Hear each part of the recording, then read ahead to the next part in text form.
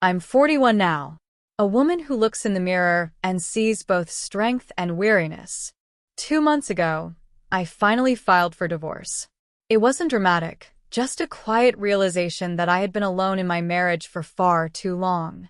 I work as a gastroenterologist, which sounds glamorous, but most nights I come home more exhausted than fulfilled. I've tried dating since the separation. It's been a disaster. Every man seems to want only one thing, something physical, fleeting. None of them care about what's under the surface. The part of me that still believes in slow touches, long conversations, and being seen without being judged.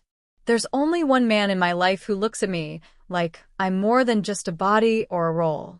Justin, my stepson. He's nothing like his father, which is both a blessing and a strange irony. He's 22 now, in his 4th year at university. Every weekend, he comes back home. Says it's to check on me, but I know he doesn't say it all. I see it in his eyes. The way they linger when he thinks I'm not watching. Not inappropriately. At least not yet. But there's something there. Something neither of us knows how to name. He notices the little things, if I'm tired, if I've changed my hair, if I'm forcing a smile. He sees me. I mean truly sees me, in a way no one has in years. And I wait for him. Every Friday, like clockwork, I wait for that door to open. But last Friday things changed. I had come home after an especially brutal day, 3 procedures back to back, a heated meeting with hospital admin, and a flat tire on the way home. By the time I got inside, I dropped my keys and exhaled like I'd been holding my breath for hours. The silence in the house was deafening. I walked to my bedroom, shrugging off the weight of the day with each step. Clothes peeled off without ceremony, and I wrapped myself in my satin robe, the pale pink one I rarely wore unless I really needed comfort. The fabric was cool against my skin, and as I lay down, I reached for my drawer. I needed release, not just physically, emotionally. As I propped a pillow beneath my neck and let my fingers graze the small pink toy I kept tucked away, I closed my eyes. The room was dimly lit. The only sound was my breath slowing, then quickening again. I let myself drift into that space where my body felt weightless and the tension in my spine began to unravel. And then, a soft click of the door handle. I jolted upright, heart racing. "Mom?" A familiar voice called softly before his eyes met mine, and everything in him froze. Justin stood in the doorway, duffel bag still in one hand, his mouth slightly parted in shock. My robe had slipped open slightly, my hand still caught mid-motion, and the toy. I didn't know whether to scream or cry. He blinked, looking away instantly. I didn't know you were home. I'm sorry. I thought I'd surprise you. I came early. I scrambled to cover myself. Cheeks flushed so hot, I thought I might faint. It's fine. Just give me a second, okay? He nodded quickly, eyes on the floor as he backed out of the room, shutting the door behind him with trembling hands. I lay there for a moment, frozen. The tension wasn't just embarrassment. It was something thicker. He had seen me, and I had let him. Not on purpose, but not entirely by accident either. I stayed frozen for what felt like an eternity, my heartbeat thundering in my chest. How could I have been so careless? I knew Justin had a key. I knew he often came early. And yet, for the first time in months, I had let myself unravel, thinking, foolishly, that I had a moment to myself. I buried my face in my hands, the satin robe soft against my flushed skin. There was a knock on the door. Gentle, hesitant. "Are you okay?" he asked through the wood, his voice low and cautious. I took a breath, then another. "I'm fine," I lied. I'm sorry," he said. "I didn't see anything." Another lie. And we both knew it. I didn't respond. I couldn't. After a long pause, I heard his footsteps retreat down the hall, followed by the soft thud of his bag hitting the floor in the entryway. I showered, needing the water to wash off not just the physical tension, but the sudden shift in the air between us. When I emerged, I found Justin in the kitchen, exactly where he always was on Friday evenings, as if nothing had happened. He was chopping vegetables. Calm, focused. The sleeves of his gray Henley rolled up, exposing strong forearms that reminded me of how much he'd grown, and how long it had been since I truly noticed.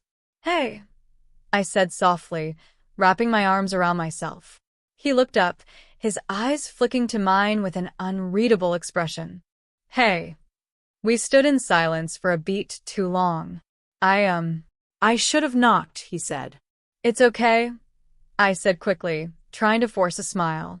"It was just bad timing." He nodded, but didn't look away. "You seemed really stressed." My mouth went dry. There was something in the way he said it. Not pity, not discomfort. Something deeper. Something like understanding. I busied myself with grabbing plates. "It's been a long week." He went back to chopping. "Do you ever talk to anyone about it? I mean, not just the job. Everything." I hesitated, then turned to face him. "No." "Not really." Justin set the knife down and leaned on the counter. "Maybe you should." The sincerity in his voice caught me off guard. And then, quietly, he added, "You don't have to carry everything alone." It was too much.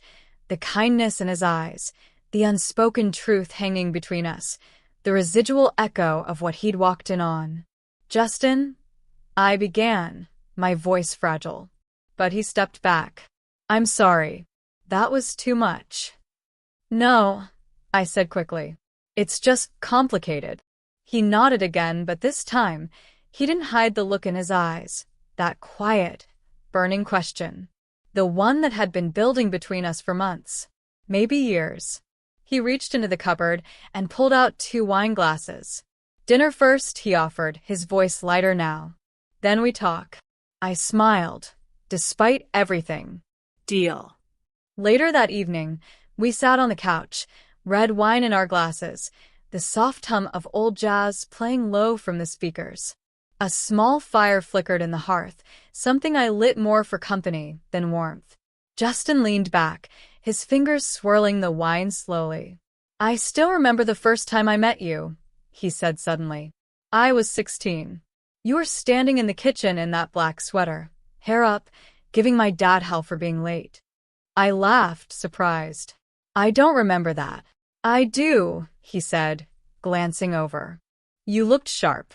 Strong. Like you owned a room." "That's not how I felt." "No," he said, more softly now. "But that's how you looked.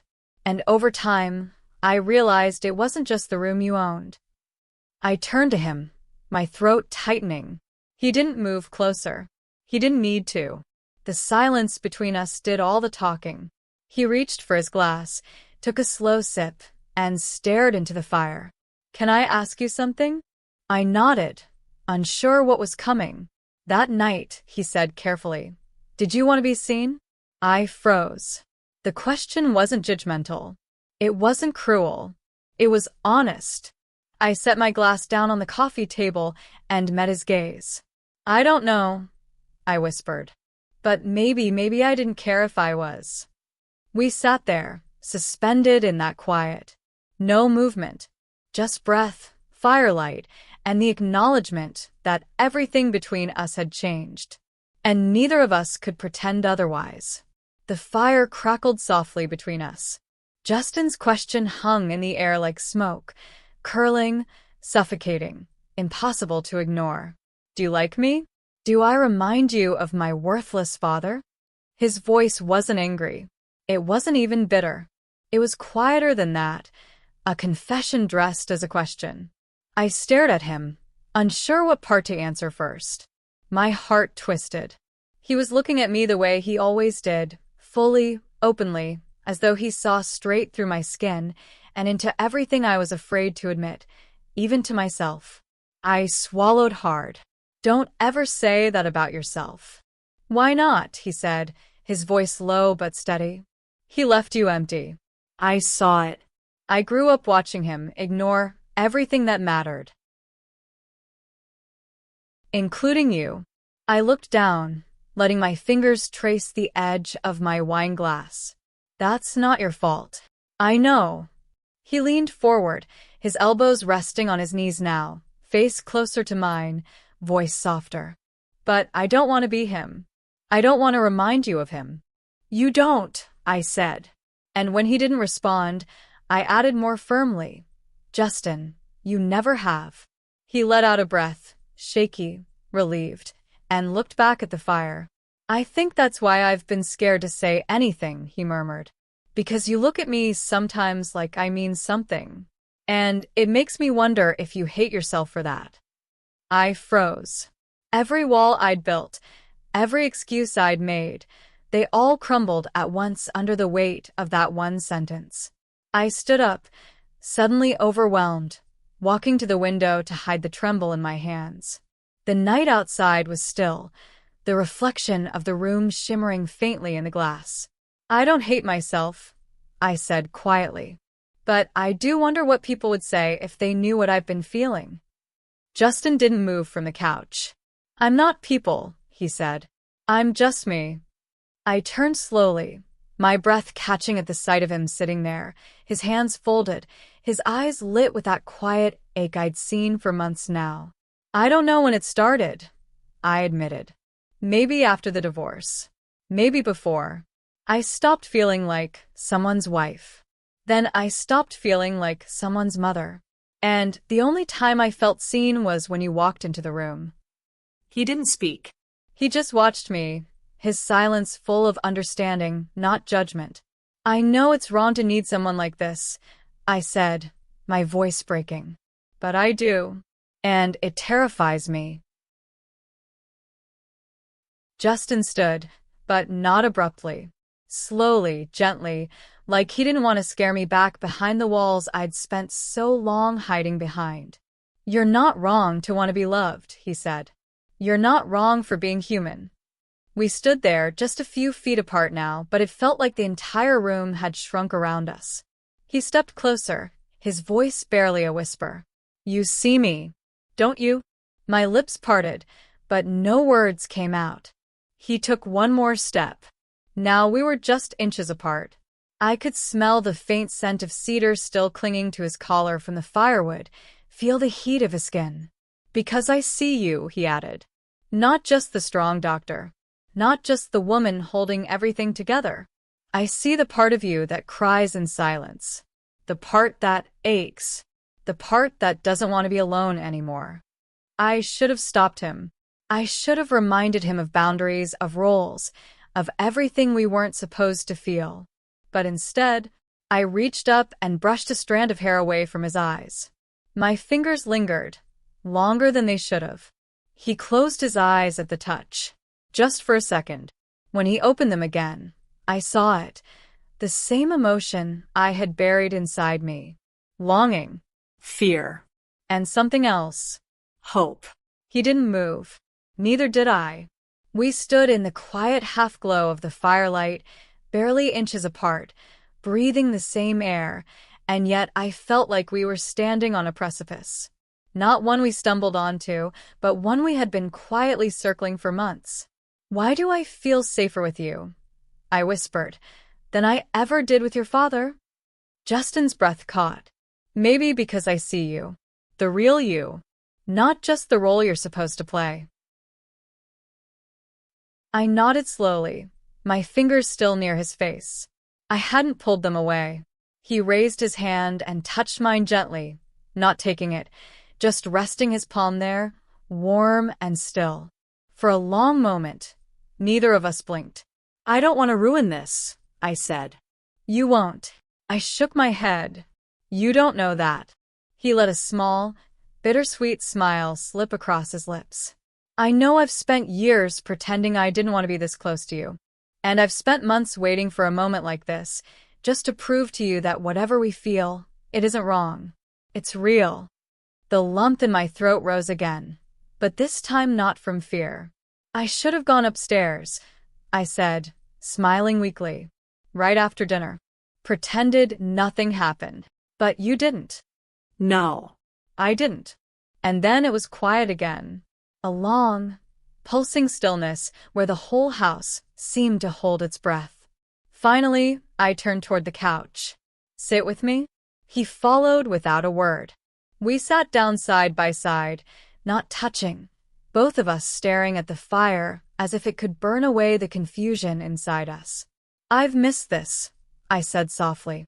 Not just the comfort, but being close to someone and not having to explain why I'm sad, or tired, or lonely. Justin turned to me, his voice careful. Then don't explain. I looked at him, unsure. Just feel it, he said. With me. That broke me a little. I leaned toward him, resting my head lightly against his shoulder. Not like a mother, not like a patient needing protection, just like a woman who needed to be held. He didn't hesitate. His arms slipped around me, steady, grounding. Not possessive, not demanding, just there. His warmth wrapped around me slowly, like steam rising after a long winter chill. And I let myself sink into it, into him. We sat that way for a long time. Every breath I took seemed to match his. Every silence between us filled with things we weren't ready to say, but might, someday. His hand moved just slightly, fingertips brushing along my upper arm. Not bold, not searching, just familiar, reassuring. You're shaking, he murmured. I don't know if it's from fear or relief. He pulled me a little closer. Then let's not call it either. Just let it be what it is. I closed my eyes. This wasn't just warmth.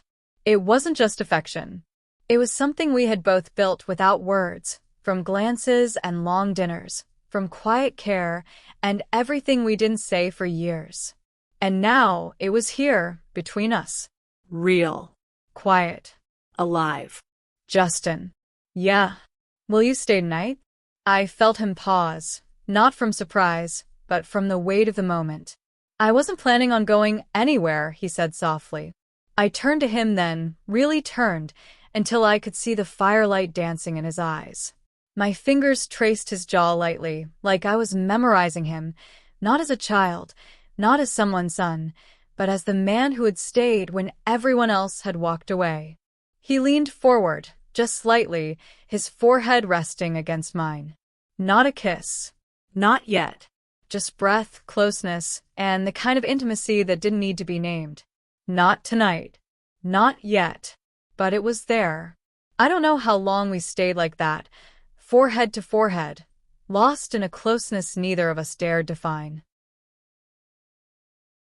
The fire crackled softly beside us.